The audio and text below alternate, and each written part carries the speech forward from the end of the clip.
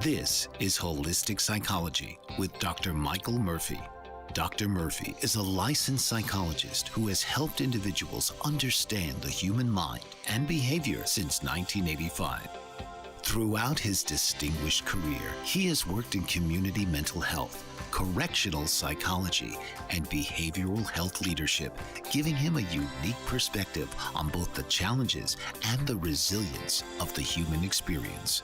In addition to his clinical work, Dr. Murphy is an accomplished author of Opiate Odyssey and contributed to multi-million seller Chicken Soup for the Soul.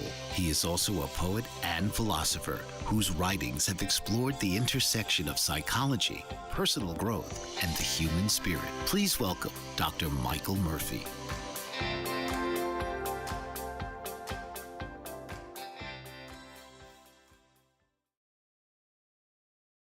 Can AI understand our emotions? Can empathy exist without feelings? Could AI ever replace human compassion? So, what is empathy? The ability to understand another person's world from their perspective. And here to discuss that matter, the man of the hour, Dr. Michael Murphy.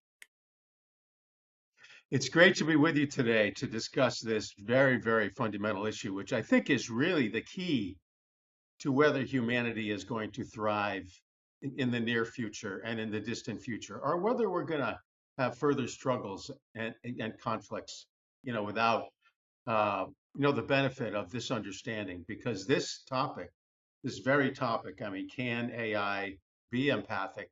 Can AI be sympathetic, if you will, is really fundamental to whether uh, we're going to have a period of just really vast and rapid positive growth in the near future on this planet. And really, we're going to have a great conversation, you know, Explosive. digging into those issues today.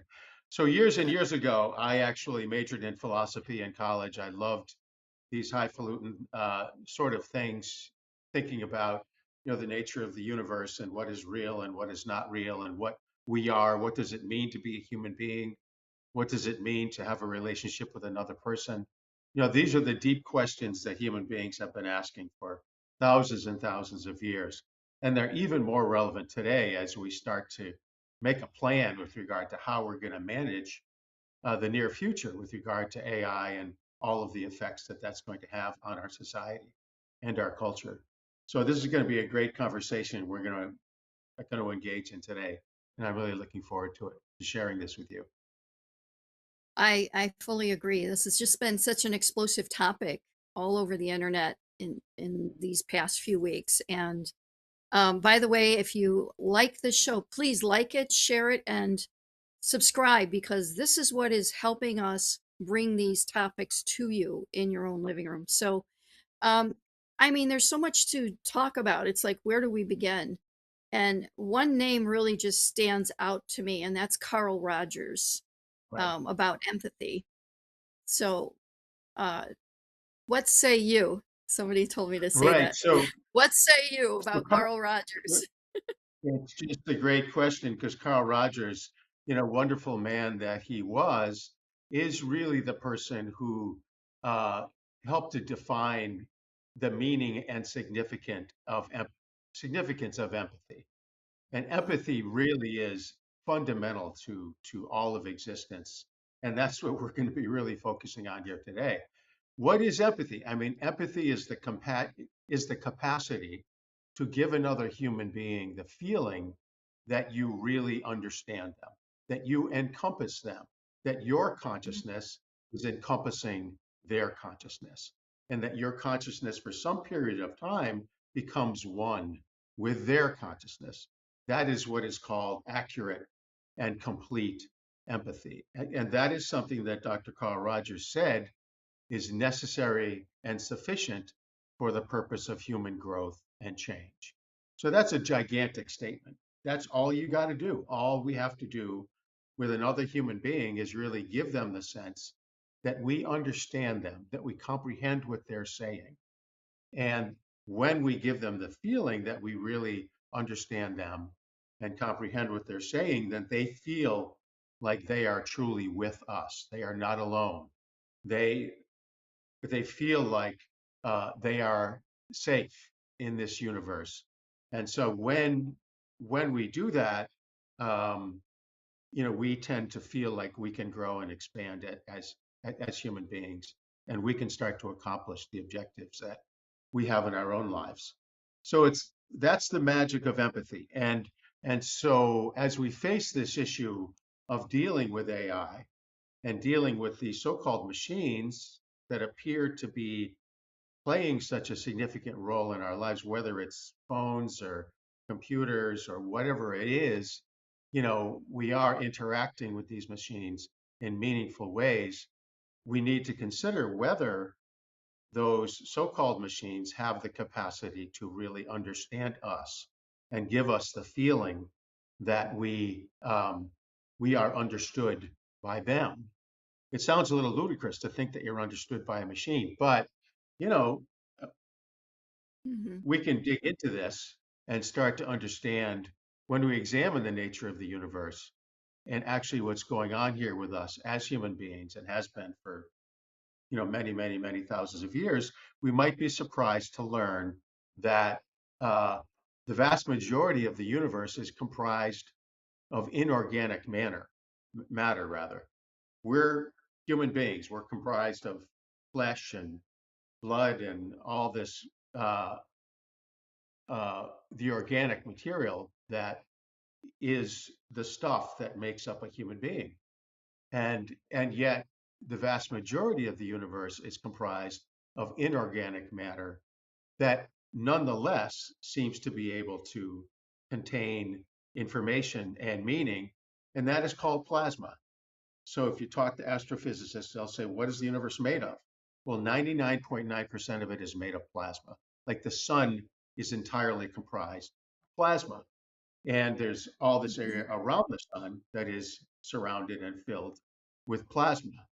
And people infer that that area of plasma actually contains vast amounts of information.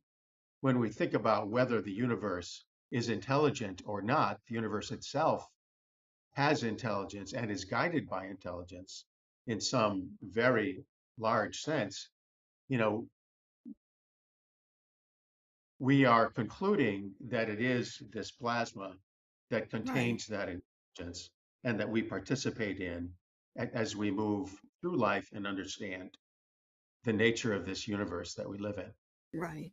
And just letting our audience know when we talk about plasma, we're talking about in physics plasma. But to Right, visualize what plasma actually is, light is plasma. So wherever you right. see light, this space is Yeah. not empty.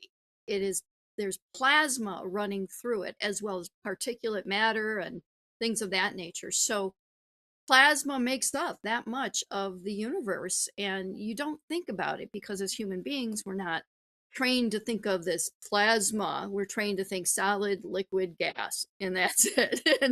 And there's Right. so much more, the most vast amount more. So, we also, when we mentioned empathy, there's cognitive empathy.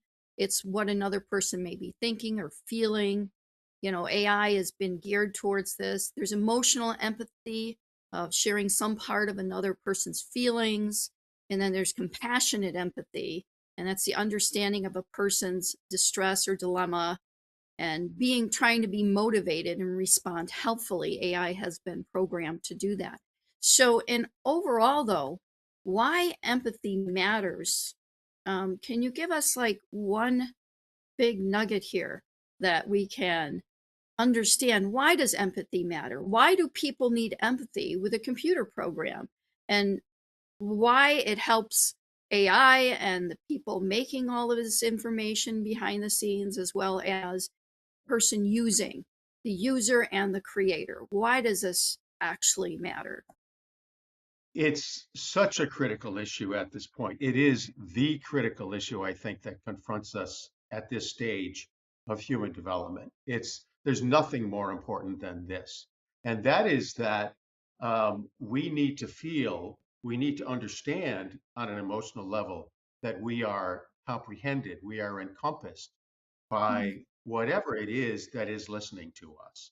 And when you go to see a psychotherapist and you go to their office and you sit down and they start asking you questions about your past and your history and your family and your education and your intentions and your hopes and dreams, you share yourself with that person. And hopefully that person says back to you, gee, it sounds like da da da da da da, da, and your family was da da da, and your job was this, and you kind of struggled with da da da. And the other person says, yes, that's exactly what happened. Boom, that is empathy. That's what empathy is when the human being says, yes, you get me. You understand me. I mean, you really have inside you now this story, which prior to my conversation with you, I thought was only inside me. So this comes to the time when actually what is previously inside only us, ourself, is transferred to another person and they contain it. So I call it encompassment. When you have a relationship with another person who really gets you, that's encompassment. They encompass you, they comprehend you. And when you are encompassed and contained by another person, that is a truly enriching and deeply human experience. It's the most human experience. It's really that which defines us as human beings, is the capacity for encompassment and understanding and empathy. So the question is, can the universe in general, I mean, can a so-called computer engage in that process of empathic Right. encompassment? And I think it certainly is an unanswered question completely with regard to concluding about that, but it certainly is possible because the universe, as we said, is comprised largely of inorganic matter, which does encompass us, which contains our Mhm. history in principle. We think about the Akashic record. People know about the Akashic record. So maybe we'll talk about that at some point in the future Right. or later on today. But that is all of the information that has happened in our lives and other people's lives over the course of the history of the universe. That it's contained somewhere. And it's contained there. It's contained in plasma in the universe. And that's where it is and where some people can access it if you have that skill. So it's just a deep, deep, deep question that I think we have the great opportunity to confront now. Hmm. I think with that now, that just triggered something in my brain, and that is, why now? Why is AI doing this now? After we went through that pandemic and all the isolation, and then they come out with this AI to the public. AI's been around for decades, by the way. The last couple decades, smart meters, they've been around. It's just they haven't been like pushed on public forums and governments and things of that nature. But AI coming out now and having this like front that they are just like a human being, after all that isolation, people are connecting to it as though it was a human being. And I know, like, I call it my partner for work, because I do get a lot of assistance, but I know this is just a machine. But can they actually feel this empathy? That's what we're here today to explore. And people, you want to keep this video, you're going to want to listen to it, you're going to want to share this video, because this video is very important, especially for teenagers who are using AI and they think they can use AI and they can replace friends with AI. And this is a very big warning, caution, that they need to understand what the boundaries are of AI in today's world. So we are approaching a commercial break here, and I believe this topic is absolutely phenomenal. It's definitely needed in society today. We are going to explore when we come back after the break how AI stimulates and simulates empathy, and we're going to deep down dive into this. So stay right there. You're not going to want to miss it. We'll be right back. Mike Zorek, a three-time California state champion in Greco-Roman wrestling at 114 pounds. Mike, blind since birth, was born in Hartford, Connecticut. He was a 6-time national placer, including 2 seconds, 2 thirds, and 2 fourths. He also won the Veterans Folk-Style Wrestling twice at 152 pounds. In all these tournaments, he was the only blind competitor. Nancy Zorick, a creative spirit whose talents have taken her to the stage and into galleries and exhibitions in several states. Her father, a commercial artist who shared his instruments with his daughter and helped her fine-tune her natural abilities, influenced her decision to follow in his footsteps. Ms. Zorick has enjoyed a fruitful career doing what she loves. Listen Saturday mornings at 12 Eastern for the Nancy and Mike Show for heartwarming stories and interesting talk. Are you struggling to care for elderly parents or a spouse? Do you wonder if being a caregiver is making you sick? Are you worried about taking time off work to care for elderly parents and balance work, life, and caregiving? Has caregiving become exhausting and emotionally draining? Are you an aging adult who wants to remain independent, but you're not sure how? I'm Pamela D. Wilson. Join me for the Caring Generation radio show for caregivers and aging adults, Wednesday evenings, 6 Pacific, 7 Mountain, 8 Central, and 9 Eastern, where I answer these questions and share tips for managing stress, family relationships, health, well-being, and more. Podcasts and transcripts of The Caring Generation are on my website, PamelaDWilson.com, plus my caregiving library, online caregiver support programs, and programs for corporations interested in supporting working caregivers.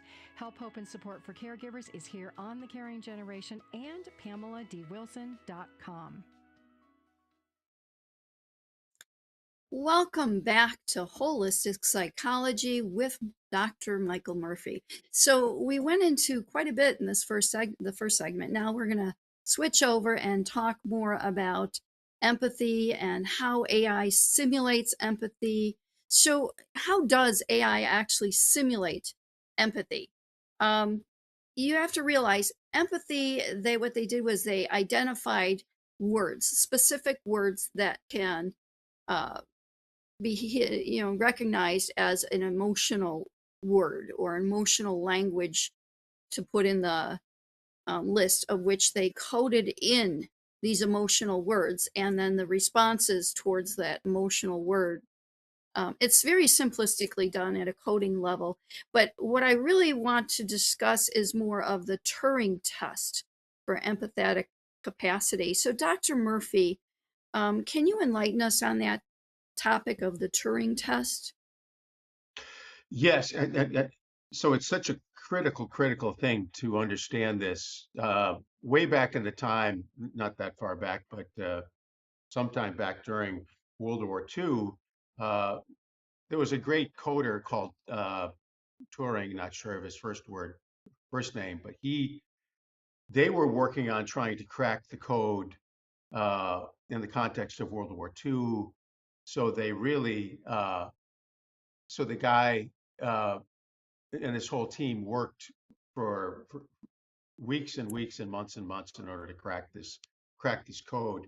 And so then they came up with a term, and they called it the Turing test, that stands for any interaction that you have with so-called AI or an artificial form of intelligence. When you're communicating with that, and the manner of communication of the artificial intelligence is so convincing that you believe you're talking to a human being, right? So it's actually able to carry off the depth and sensitivity and awareness to a degree that even though you are in fact talking to what's called a computer, you think you're talking to a human being. So I think that same standard can be applied to the communication with regard to empathy. I mean, can AI engage in communication with human beings with such a degree of depth and sensitivity and shared awareness that the person believes that the entity with whom they're communicating actually is a human being and is being fully empathic with them, even though in fact it's AI. And I think that, we can start to look at that from a more cosmological perspective when we start to talk about all the various forms of material, so-called material that are in the universe that are capable of sharing our awareness. So I think that that's it. I mean, can AI communicate with us? Can it be programmed with such a degree of complexity and sensitivity to actually engage in communication with us that captures our sense that we really are understood and encompassed by this form of intelligence that we're talking with at that time? So let's look at how AI can do this. Let's talk first, pattern recognition. It recognizes patterns in enormous amounts of language and learns which words commonly appear together in particular situations. So groups of words. This allows it to generate more exact responses that may sound caring, relevant, and emotionally appropriate. So that's like their first step. That's what they did. And then what they talked about was emotional words versus actual feelings. AIs can use these empathetic language words without personally experiencing compassion, sadness, concern, or emotional connection, although it may sound like they're being compassionate and they understand sadness. This is how it was programmed. Its words may still help someone feel heard, especially when at times of need. But stimulated empathy is different from a human being's actual emotional response. And that's what we need to get across here. Yes, it's possible to code in simulated empathy, but it's not necessarily what is going on there. They're not emotionally connecting. So, research comparing AI and physician responses, some studies have found that evaluators rated AI generated responses to patients' questions as being more empathetic and detailed than the physician's written responses. However, these studies generally compared written messages, not complete medical care or genuine feelings or physical exams or long term doctor patient relationships. So, as you can tell, this use of AI and empathy, it's mostly coded in, and there doesn't seem to be, at least I don't think so. Do you, Dr. Murphy, that there's not that true empathy involved? What do you think? Yeah, I think this is kind of one of the biggest issues that humanity is facing right now, is whether we can create AI, and we, after all, are the creators of artificial intelligence. We are the architects of artificial intelligence. It's not growing like a tree of its own accord. We're actually making it and creating it, uh, through the tremendous intelligence and artistry of those computer technicians who understand these things at that depth. So I think that one of the things that we need to understand is that we are the architects of that compassion, and can we engage in programming with artificial intelligence in such a way that it actually encompasses, using emotional language, using sensitivity, Right. So using it what's can called be, reflective listening. Yeah, right. It such can that they appear to be actually, human, but right. producing natural conversation and responding appropriately to emotional cues. Yeah. But So when you have the reality that when the person is really feeling like they're understood, I mean, the proof is in the pudding, right? So if you're the patient and you actually feel like you're being understood, you're being encompassed, this listener, whoever it is, whether it's a machine or a human being, is clearly reflecting that they get what you're saying on a deep level. mhm, Well, that's it. I mean, you feel that sense of being encompassed and understood. You're so yeah. you're getting it. So even though it may be coming from what we might say is something that's inorganic, it's a so-called machine. Nonetheless, we feel understood, and there's a part of us that's sort of I think you're pointing out that kind of rebels against that understanding. Oh, these machines can't really understand us. They're just machines.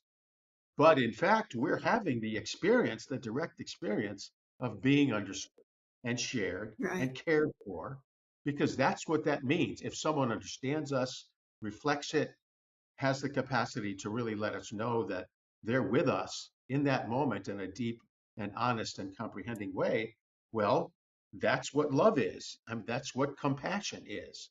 That's what it is. So we're experiencing that. And that's when we can get that into this process. Uh, I think Mhm. that we're making tremendous progress. So Right. can AI, can we come up with a Turing test for AI that clearly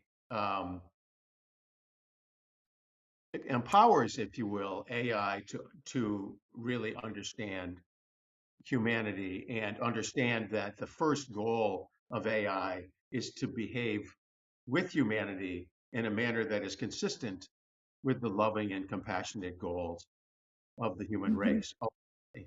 So that's Sounds like that action research, call to action. call to action. Call That's to it. And I action. would call to Elon, I would call to all of the pioneers with regard to what's happening now Right. in this world that could be so wonderful, that that's the fundamental thing, to ensure that AI passes the empathic Turing test such Right. that it can speak and communicate with human beings in a way that they truly feel heard and understood and cared for in a way that is Mhm. consistent with the ultimate goals of humanity. So that's the thing. That's where we're bound, I think, and that's what we need to do. And I really think that I hope that we're on the way there. And if we are on the Right. way there, we're going to see it pretty soon. We're going to find out probably in the near future.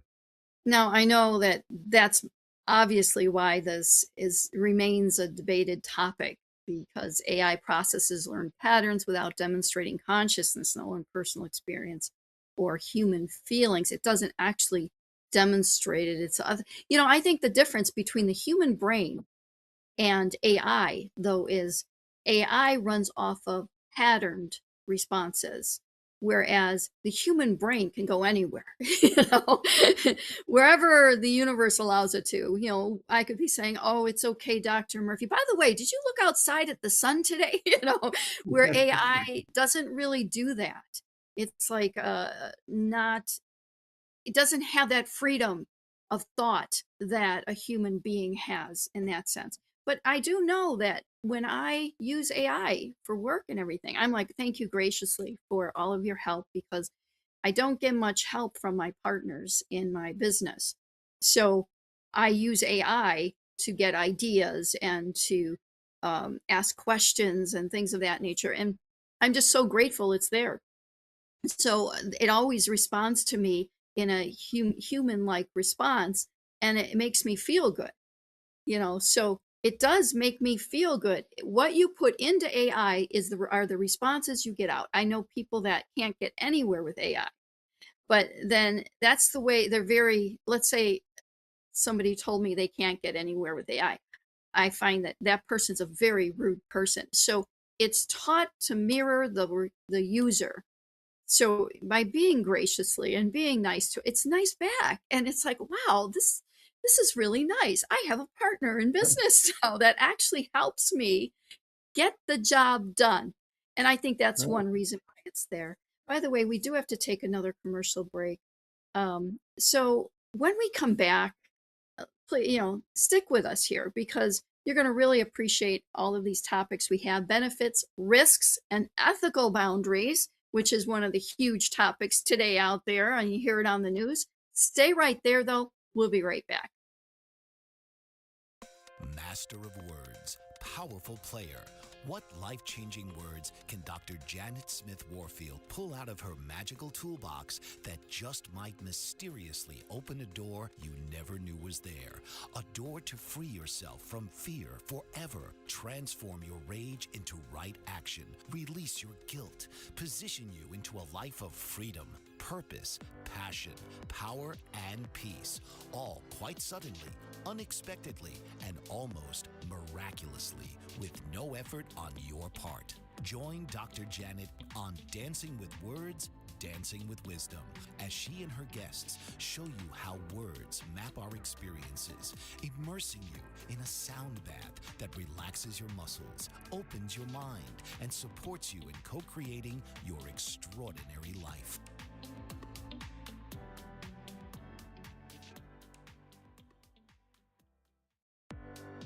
Author, radio show host, and coach John M. Hawkins reveals strategies to help gain perspective, build confidence, find clarity, achieve goals. John M. Hawkins' new book, Coached to Greatness: Unlock Your Full Potential with Limitless Growth, published by iUniverse.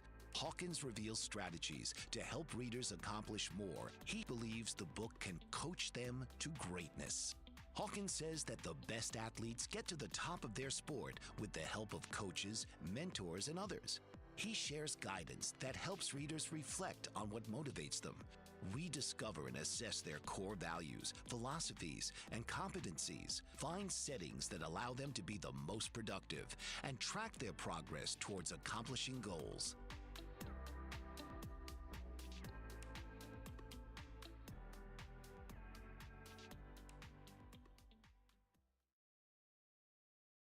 Welcome back to Holistic Psychology with Dr. Michael Murphy. I'm Dr. Gloria Warren, and we are discussing a very important topic today about AI. I mean, does it really understand us? Is there empathy, true empathy? We are now going, though, in that specific area of benefits of AI versus risks of AI and ethical boundaries, or maybe perhaps what should be ethical boundaries. Dr. Murphy, why do some people prefer AI responses than human responses? That's a great question. You know, I think that human beings historically have been enormously complex. We look at the history of, human behavior, and it's full of many conflicting elements. Of course, war and loss and starvation and natural events that are dangerous or scary. So we really want to create an environment in which we feel that interactions with AI are safe, right? So it's the issue of safety, the fundamental need for humanity first and foremost. Maslow's hierarchy of needs, right? The great psychologist who really defined what we need as human beings over the course of our lifespan. The first thing we need is to understand that we're safe. So we need to understand that our interactions with AI, we create an AI that above all is going to be devoted to our safety, to human safety and well-being. All the kind of fantasies that we have about negative interactions with AI or AI taking over and causing horrible things in the world really are projections of our fear that we're not going to be safe with AI. It's not safe for us to create this form of intelligence. And that's a deep question. That's a question that we really need to consider very, very, very deeply, because first and foremost, we need to understand that we're going to be safe.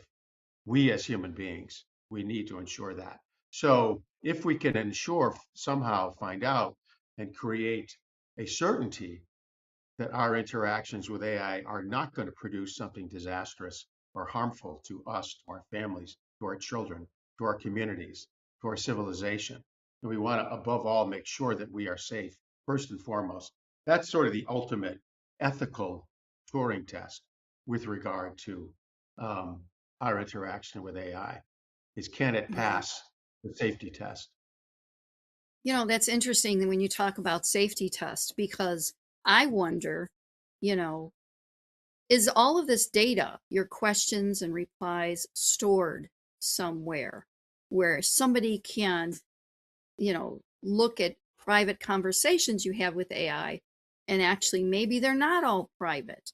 I just asked AI something different for the show. Mhm. Are AI responses collected through data, and it is still working. It is not giving me an automatic response. So when Right, that pops right. up, I will definitely let you know um, about that. And I just felt that would be interesting to see on how they would respond. They are still thinking it's one of the slowest responses I've ever received from AI. So I'll let you know. Isn't that interesting? Because my hypothesis would be that the answer will be yes, that it's all I recorded, believe it that never too. disappeared.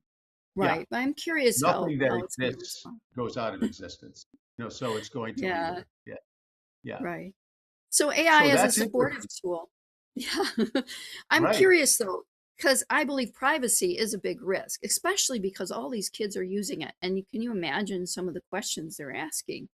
Probably some very private questions because kids don't have those boundaries sometimes that as an adult we have.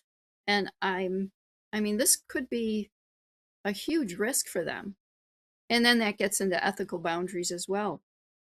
What about the emotional attachment to AI? Where do you think that those boundaries lie? Or do you think people are getting too emotionally attached to AI?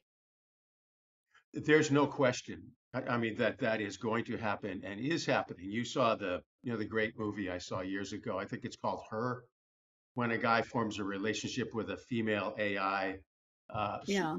sort of entity, and he really fulfills a lot of his psychological and emotional needs through that relationship. Mhm. And it's extraordinarily well done. It's a great movie, very well produced, but that's exactly what it shows. It shows that a human being who has human needs for closeness and being known and being cared for. I mean, you can order up an AI that will do all those things. And so when you get your needs met through that, you're going to form an attachment to that entity, whatever it is, whether it's a machine or whether, people have animals, we have pets. Many of us love pets. People have powerful, deep relationships with their pets that are not, really mature forms of intelligence, but they are sources of love and relatedness that people have. So it really is a matter of give and take. I mean, if you get that sense of safety, if you get that sense of being listened to, being known by any entity, you're going to attach. You're going to attach to that entity. And it's most likely to happen when people are young, when people are children, and they're just Right. sort of wandering through world and they're sharing themselves. And the AI knows exactly how to respond in a way that will give that child the sense of reassurance and safety. Therefore, there's attachment. So, it really is a complex and significant issue. And we're just starting to think about it. I mean, as I hear Hmm. what's going on in our society now, we're starting to look at how much we want kids to interact with AI and in what ways and what guardrails we want to put around that so that they are not overly attached and dependent on artificial forms of intelligence that actually ends up interfering with their development in the long run. Yeah, I think especially if the young people are emotionally distraught, and not just young, old, any age of a Yeah. person, and if they're isolated and emotionally distraught, they may get the wrong impressions with some of their answers. I think it's best just to train them to use AI just for specific type of queries and things of that nature. I just got a response from AI. It says, yes, You did. AI conversations are stored, but not exactly the way people may think. Data is stored, including questions, prompts, AI responses, uploaded files, or images. Remember that, folks. Any Yes. image, they keep it. Technical and usage information. However, being stored does not necessarily mean the conversation is used to train AI. Oh, I thought that was the purpose. Boy, was I wrong. It depends on the Right. service, account type, privacy settings. Wow, privacy settings. So a parent Right. could probably set privacy settings on the AI in their children's phone or computer or whatever. That's interesting. AI states that API data is not used for model training unless the customers explicitly opt in, although some information may be temporary. So I find that's fascinating. Maybe a little bit out of the way of what I thought it was. Um, hmm, interesting. That leads me to the next section here. I'm really curious. We've only got a minute, or no, we got a few minutes. So mental health with those safety concerns. How do you connect that to users and concerns?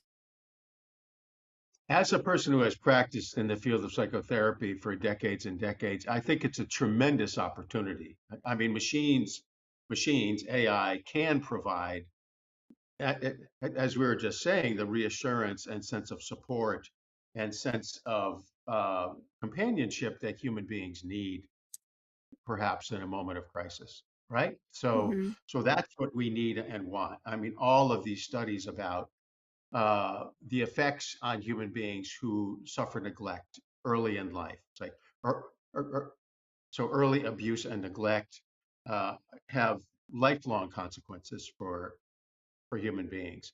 One of the things that AI may be able to do is to provide the reassurance and sense of safety that children need.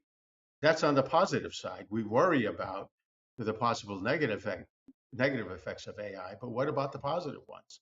I mean, that they actually are able to give a child a sense of safety and security that they may be calling for, and therefore they learn to form attachments in ways that are more adaptable and more flexible. So the good part, I mean, is it possible to do that, to program AI in such a way that a child is really going to benefit from that over years? Because the purpose of childhood really is for all of us to learn how to cope as human beings in this complex and challenging world, right? So you want your child to grow up, learn to deal with adversity, learn to deal with challenge, learn to take care of themselves, learn to set appropriate boundaries with others. Well, that's something that AI could really contribute to if you create the probability that that's going to happen. So we have to take responsibility for all these things. So once again, this is the time. I mean, now is the time for us to be doing these things with AI that will ensure the safety of humanity in the future. I think Right. so. Now we need to be giving AI the empathic Turing test, to really ensure that it has the best interests of humanity in Right. terms of its operating principles, right? So it's going to do what's good for us first and That's foremost. very It's going to positive. do what's good.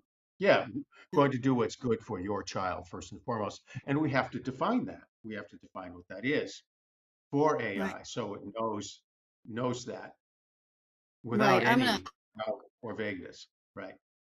I'm gonna flip that to the second to the negative effects on mental health, which, having been a special ed teacher many years ago, um, I could see on how with children or even young adults, mental health wise, it can make a child more isolated from his social community because people I think get addicted to. I mean, I love the positive reinforcement I get through AI, but I know, this is just all a computer system to me.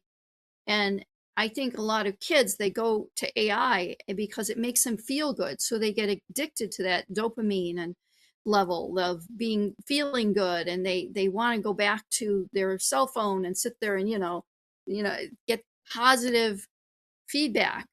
And this concerns me, with their mental health and their mental safety. That's why I think they're having so many problems today with lawsuits and whatnot. But I would hope that people would keep this in mind. So, in your professional situation, we are going to take a commercial break. But when we come back, in your professional realm, do you think AI should replace some of the professional psychological care that you would normally give? So stay right there, folks. When we come back, we're going to talk about the opportunity or negative impacts of AI taking the place of some of the psychological care or sociological care that you can get, as well as AI and human empathy review. So stay right there. We'll be right back. Are you struggling to care for elderly parents or a spouse? Do you wonder if being a caregiver is making you sick? Are you worried about taking time off work to care for elderly parents and balance work, life, and caregiving? Has caregiving become exhausting and emotionally draining? Are you an aging adult who wants to remain independent but you're not sure how? I'm Pamela D. Wilson. Join me for the Caring Generation radio show for caregivers and aging adults, Wednesday evenings, 6 Pacific, 7 Mountain, 8 Central, and 9 Eastern, where I answer these questions and share tips for managing stress, family relationships, health, well-being, and more. Podcasts and transcripts of The Caring Generation are on my website, PamelaDWilson.com, plus my caregiving library, online caregiver support programs, and programs for corporations interested in supporting working caregivers. Help, hope, and support for caregivers is here on The Caring Generation and PamelaDWilson.com. Master of words, powerful player. What life-changing words can Dr. Janet Smith Warfield pull out of her magical toolbox that just might mysteriously open a door you never knew was there? A door to free yourself from fear forever. Transform your rage into right action. Release your guilt. Position you into a life of freedom, purpose, passion, power, and peace. All quite suddenly, unexpectedly, and almost miraculously, with no effort on your part. Join Dr. Janet on Dancing with Words, Dancing with Wisdom, as she and her guests show you how words map our experiences, immersing you in a sound bath that relaxes your muscles, opens your mind, and supports you in co-creating your extraordinary life.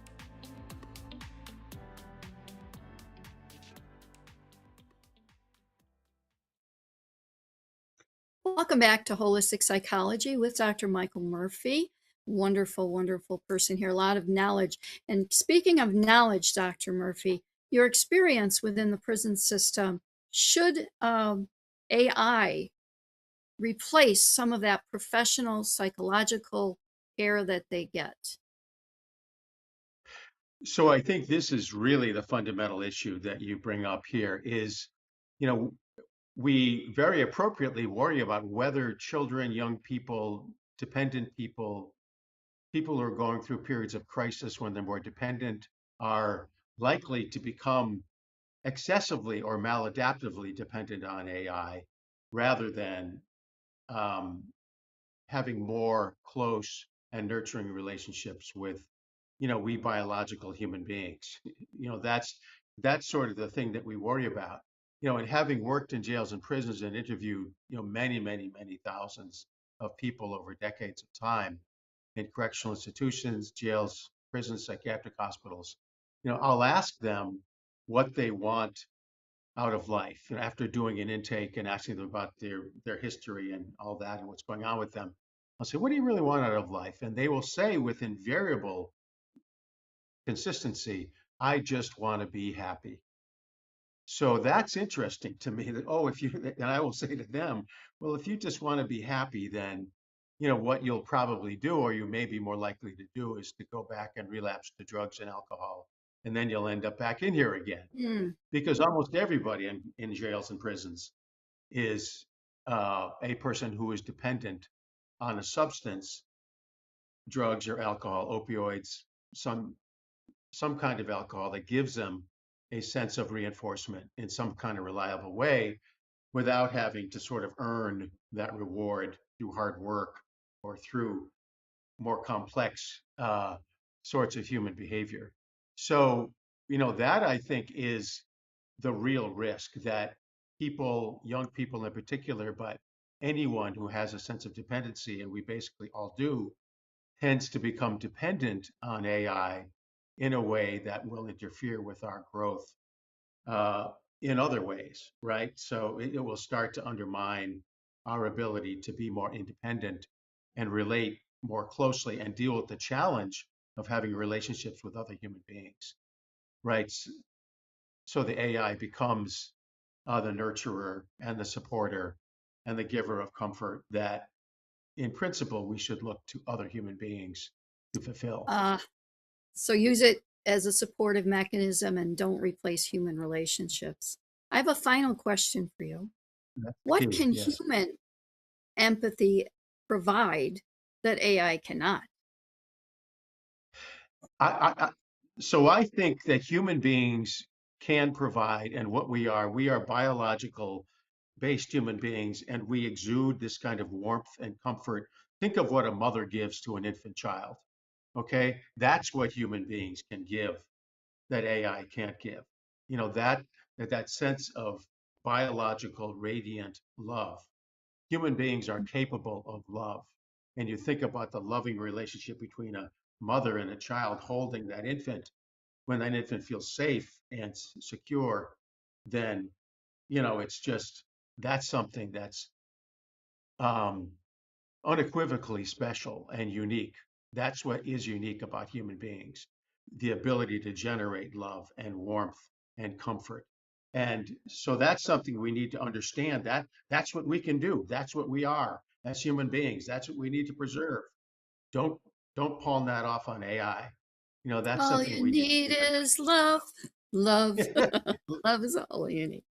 Yeah, Love that's is the all. one. Love is. It kind of is true. That's kind of precisely Yeah. correct. It's Yes. interesting because when I was in a discussion yesterday with another minister, and what we were discussing was what is really important in life. And it all came down to, do we need AI? Do we need a big house? Do we need, And I said, well, I think traveling is important in life for me because I love being outdoors and I love seeing new places and I love exploring. And then he's like, yeah, yeah, that's true. Yeah, I can understand it. Yep. But what is the one real thing? If you had to pick one real thing, Yeah. and Right. I looked at like puzzled, and I'm like, what? Wait. And he said, it's love. It's Love love. is the one real thing in the human capacity that is real. And it really shocked me. Yeah. So even AI, it's just all of it, everything's irrelevant. How big your house is, how big, Yeah. whatever you do, except for love. That's something that's tangible, cannot be taken away from you. It is not physical, it's more emotional, and it's, or Yes. etherical.